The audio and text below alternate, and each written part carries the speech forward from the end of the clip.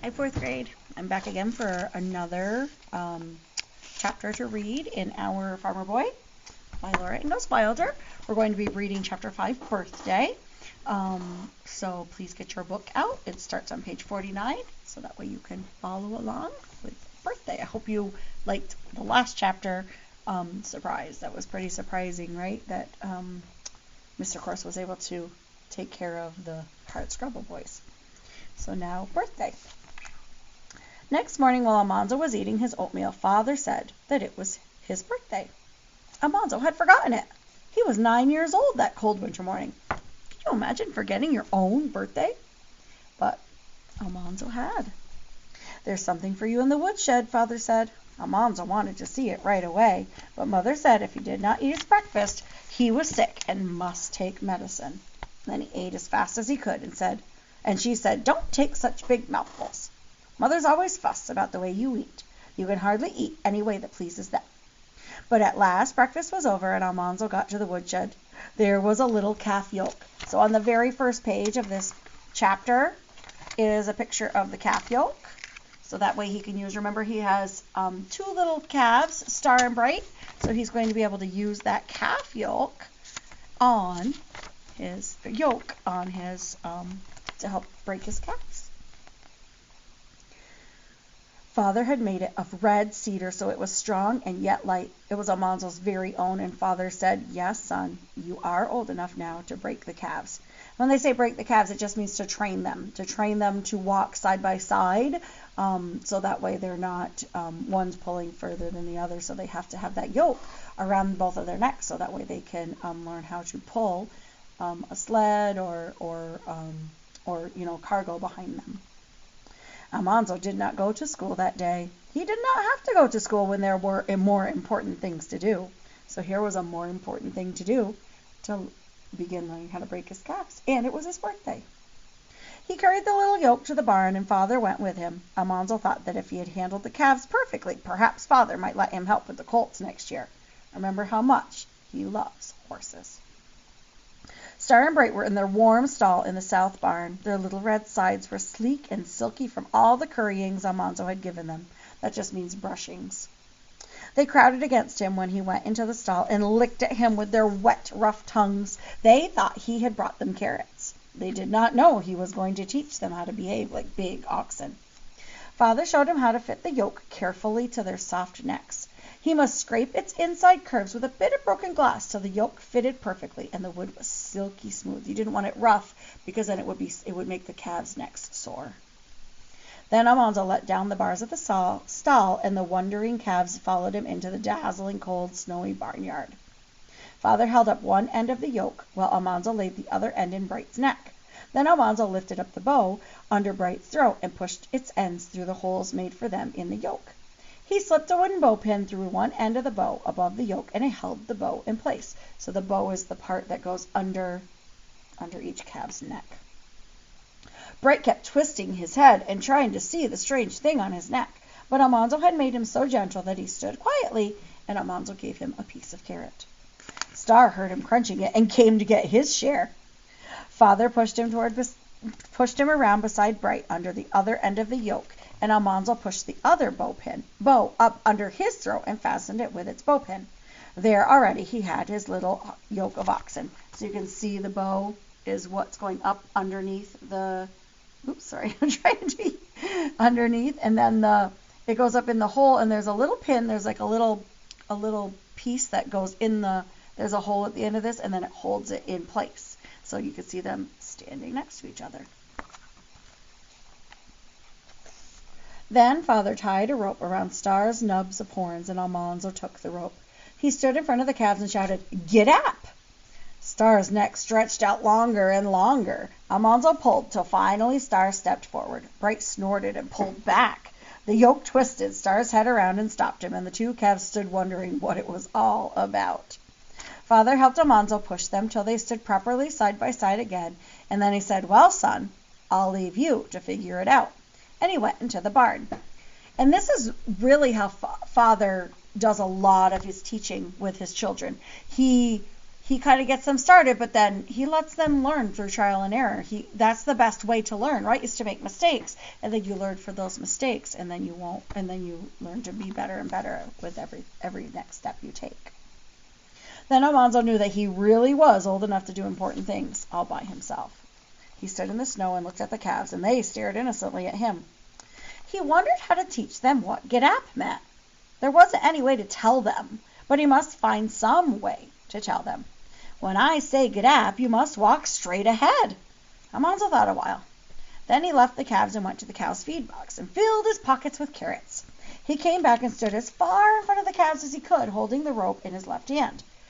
He put his right hand into the pocket of his barn jumper, and then he shouted, "Get up!" and he showed Star and Bright a carrot in his hand. They came eagerly. "Whoa!" Almanzo shouted when they reached him, and they stopped for the carrot. He gave each of them a piece, and when they had eaten it, he backed away again, and putting his hand in his pocket, he shouted, "Get up!"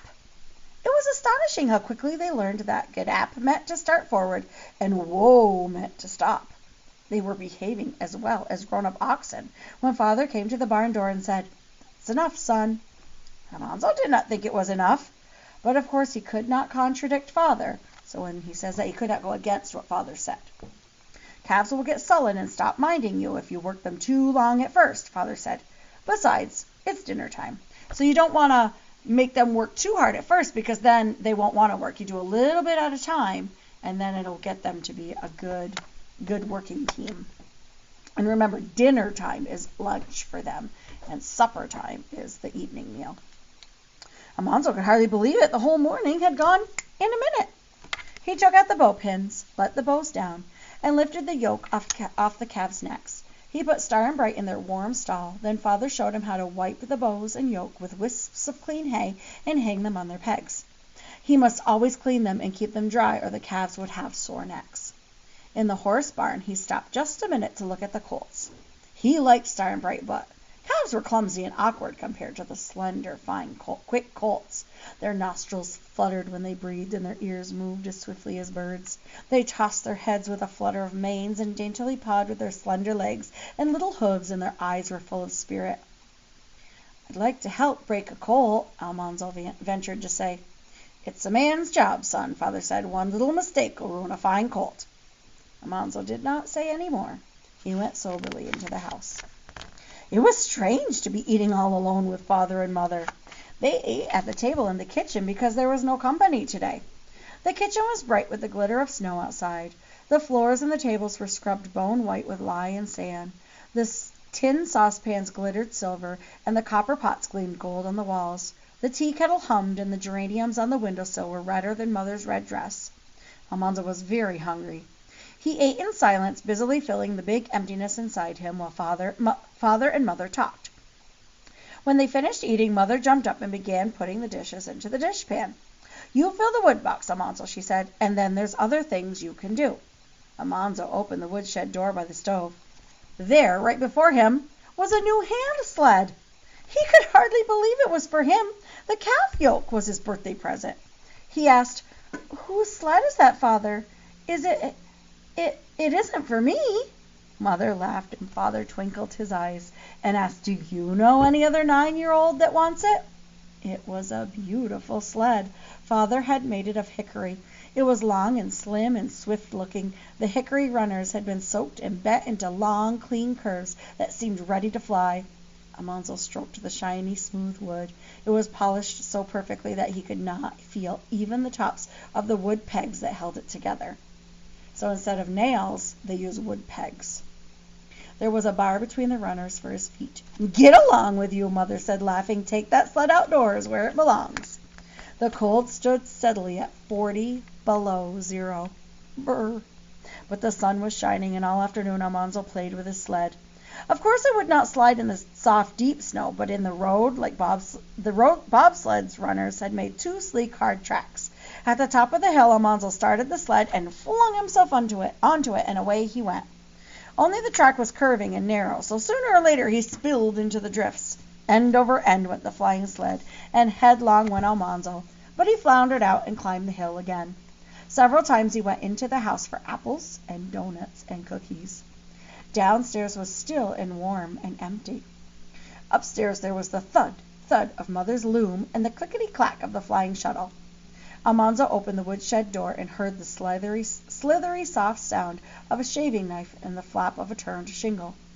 He climbed the stairs to Father's attic workroom. His snowy mittens hung by their string around his neck. In his right hand he held a donut, and in his left hand he had 2 cookies. He took a bite of donut and then a bite of cookie. Father sat astraddle on the end of the shaving bench by the window. The bench slanted upward toward him, and at the top of the slant 2 pegs stood up. At his right hand was a pile of rough shingles which he had split with his axe from short lengths of oak logs. He picked up a shingle, laid its end against the pegs, and then drew the shaving knife up its side.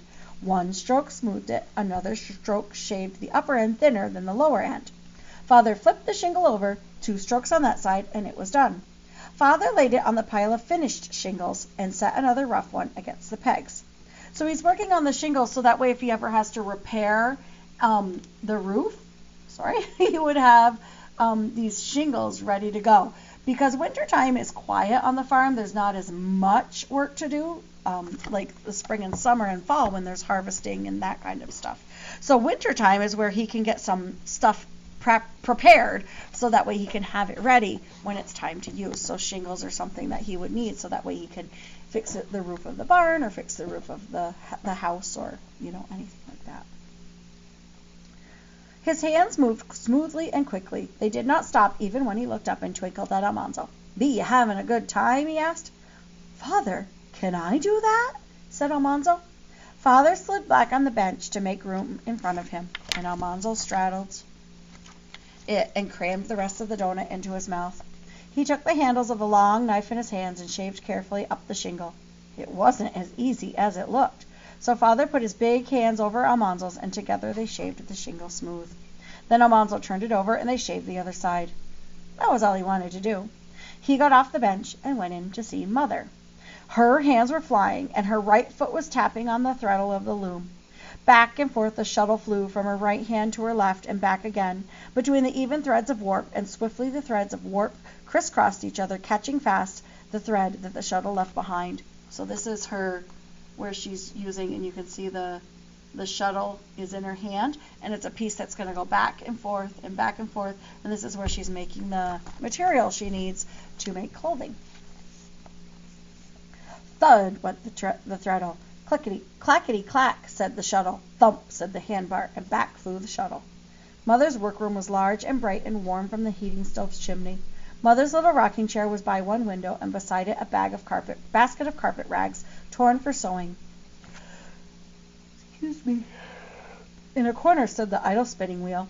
All along one wall were shelves full of hanks of red and brown and blue and yellow yarn, which Mother had dyed last summer.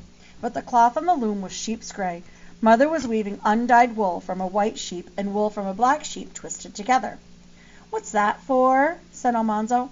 "Don't point, Almanzo," Mother said. "That's not good manners." She spoke loudly above the noise of the loom. "Who's it for?" Almanzo asked, not pointing this time. "Royal. It's his academy suit," said Mother. Royal was going to the academy in Malone next winter, and Mother was weaving the cloth for his new suit. So everything was snug and comfortable in the house, and Almanzo went downstairs and took 2 more doughnuts from the doughnut jar, and then he played outdoors again with his sled. Too soon the shadows slanted down the eastward slopes, and he had to put his sled away and helped water the stock, for it was shore time. The well was quite a long way from the barns. A little house stood over the pump, and the water ran down a trough, through the wall, and into the big watering trough outside.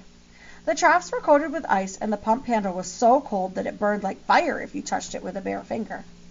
Boys sometimes dared other boys to lick a pump handle in cold weather. Almanzo knew better than to take the dare. Your tongue would freeze to the iron, and you must either starve to death or pull it away, leaving part of your tongue behind, your tongue there. Almanzo stood in the icy pump house, and he pumped with all his might while Father led the horses to the trough outside. First, Father led out the teams, with the young colts following their mothers. Then he led out the older colts one at a time. They were not yet well broken, and they pranced and jumped and jerked at the halter rope because of the cold, but Father hung on and did not let them get away. All the time Almanzo was pumping as fast as he could. The water gushed from the pump with a chilly sound, and the horses thrust their shivering noses into it and drank it up quickly. Then Father took the pump handle. He pumped the big trough full, and he went into the barns and turned out all the cattle. Cattle didn't have to be led to the water. They came eagerly to the trough and drank while Almanzo pumped.